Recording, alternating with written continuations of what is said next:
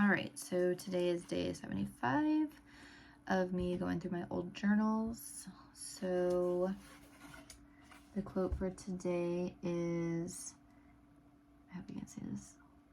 Faith dares the soul to go further than it can see. Oh, this might be an interesting one too. Let's see. What do you put your faith in? How has faith strengthened your life? So there you go. If you're following along, just pause and think about what you would say to these questions, and I'll tell you what I wrote and what I think about it. So, what do you put your faith in?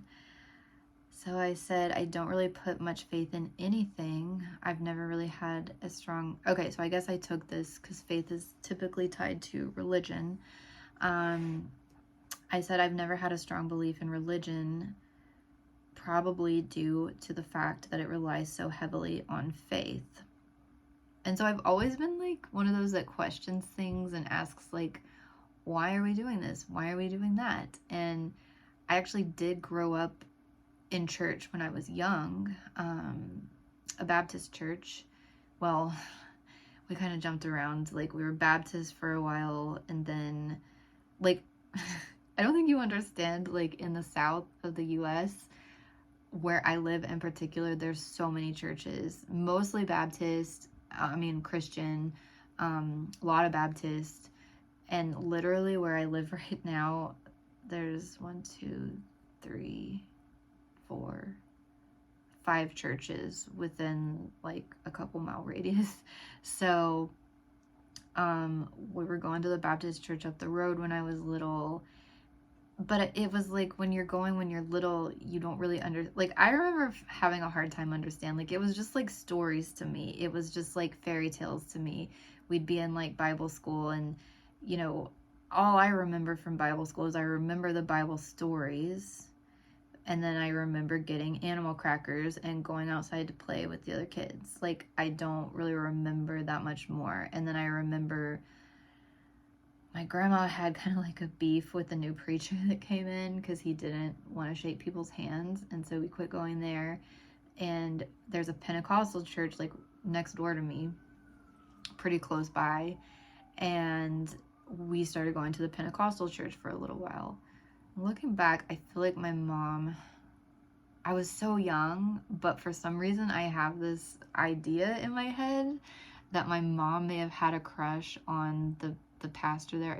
If you call it, I don't know all the religious terminology, like if you call it a pastor in any church, but the guy that was like the head of the church there, I think I'm just remembering random tidbits from my childhood, so this just could be off. But I want to say that it was kind of like a younger guy, and he was a little bit more progressive.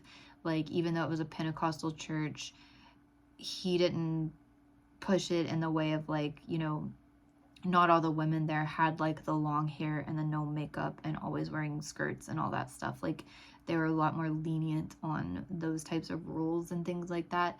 But we didn't go there for very long. Like, I was very young. I was like kindergarten, first grade maybe. And so I don't remember too much. I just remember I played Mary in the nativity play. And I just have this feeling that there was like maybe my mom didn't have a crush on the guy. Maybe I'm remembering like my dad and her arguing about it, because my dad was one of those that was very jealous, that always thought my mom was trying to cheat on him, even though he was the one doing the cheating. So maybe it was just that maybe I overheard something when I was younger of my dad saying something like that. But yeah, like that was basically the extent of it.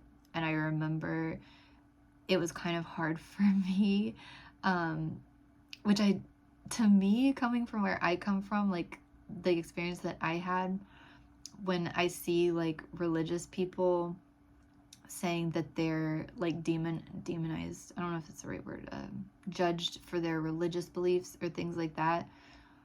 I had the opposite experience. Like, I was afraid to let people know that I wasn't religious, and I knew from a very young age, just on my own, that it was kind of hard for me to believe a lot of this stuff.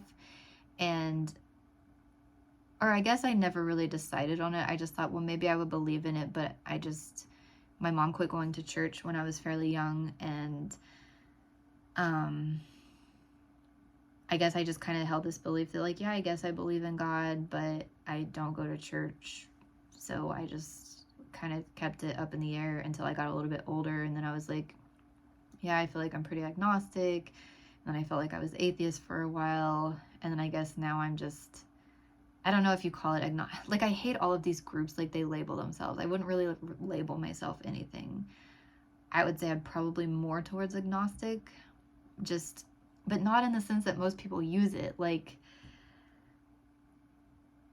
I just don't know, and I don't care enough to figure it out. I'm just like, I don't know. Let me get back to what I'm reading. I just went on a crazy tangent there.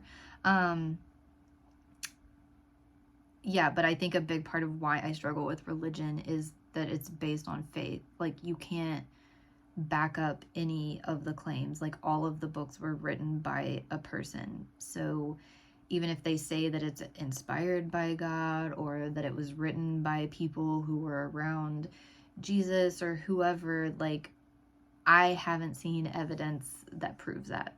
So that's just me. But I also haven't, like, gone and searched out, like, a ton of evidence. There was a time where I was watching these YouTube videos where there was a lot of discussion and debate going back and forth, and I tried reading the Bible once whenever I was like, it was like several years ago, like 8 or 10 years ago, I don't know.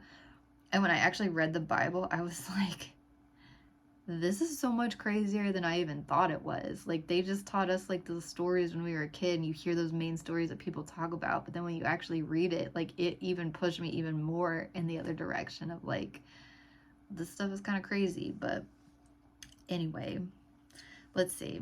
So about faith, I don't believe in faith. I have a hard time just like relying on faith. I said, I feel like putting complete faith in something can be really harmful and dangerous, both for the person holding the faith as well as others who could potentially be harmed by someone's belief in something that likely isn't true. I do agree that blind faith can be a motivator to do things you may not think possible or otherwise wouldn't do. So I think it does motivate people to do certain things. So in some cases, it could be a good thing. In some cases, having faith or belief in something is what gets them through hard times and keeps them optimistic.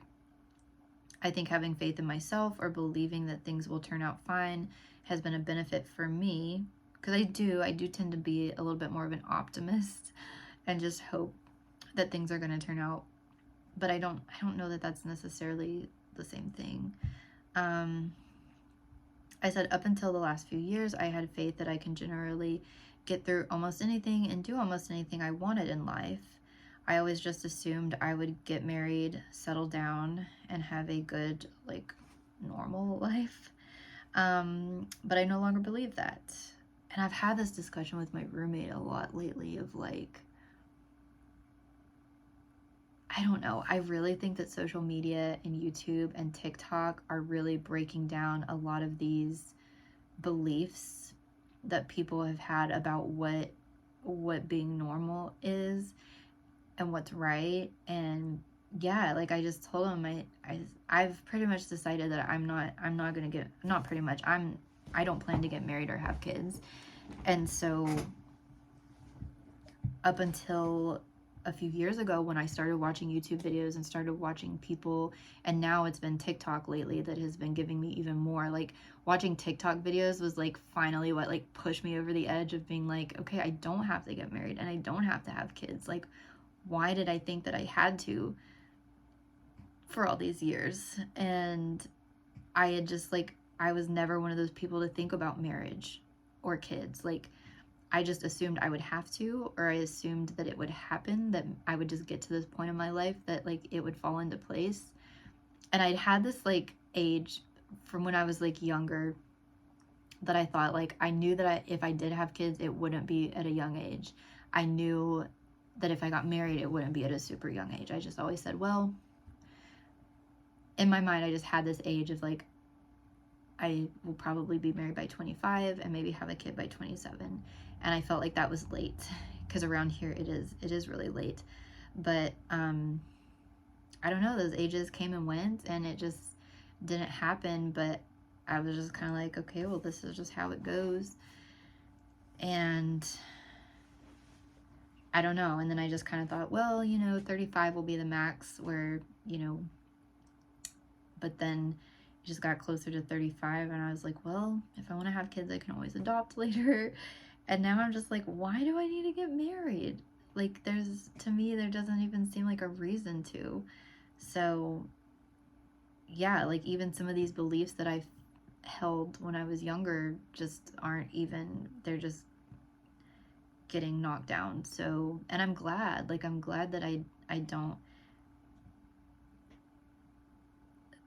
don't hold those beliefs that, like, in order to be a whole person, you have to get married and have kids, because I don't think I would be happy like that. Me personally, like, I'm not saying that anybody, like, there are definitely girls I know that are made to get, like, not made to get married, but they love the idea of a wedding and having kids and being a mom and all this stuff. But that's just, that's not me.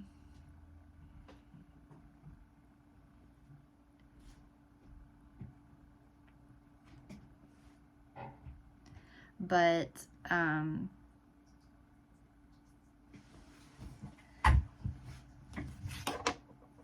I just said I no longer believe that. I don't necessarily think things will turn out bad. I just don't know how they'll turn out anymore. I said it's a bit scary, but it's also a bit freeing. And so my roommate's here, so I guess I'll end it right here. And I'll be back tomorrow with day 76.